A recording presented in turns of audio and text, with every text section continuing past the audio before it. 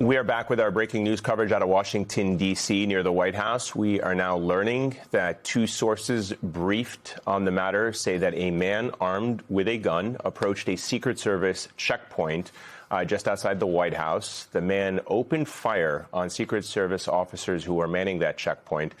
Secret Service officers returned fire. The suspect was hit and is critically injured. No Secret Service officer was shot or injured.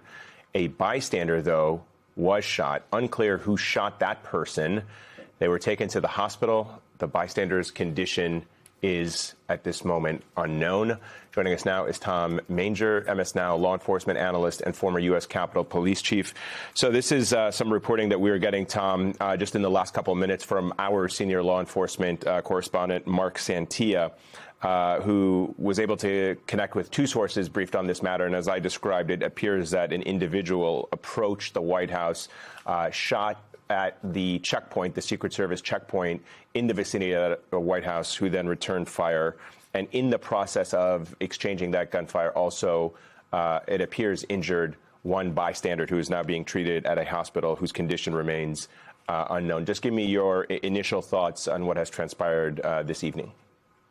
Well, it is a situation that I dealt with many times around the U.S. Capitol. The White House is well protected. There are layers of security.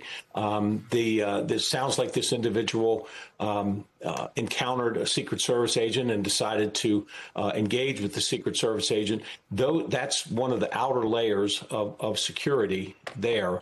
There are more as you get closer, past certain barricades, past fences, that sort of thing. There's more security.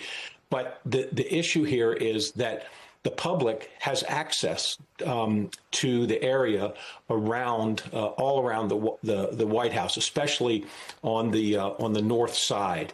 While they restrict vehicular traffic along Pennsylvania Avenue, there are folks, walking in front of the White House all the time. And it is, in fact, a tourist attraction because that's one of the areas where you can get the best view of just by walking up to the White House. You can get the best view of the White House. So it's always packed full of pedestrians and members of the public who are traversing across in front of the White House. So it's not surprising that if there is an exchange of gunfire at one of the outer posts where the Secret Service is stationed, that a member of the public could easily have been in the line of fire in a situation like that.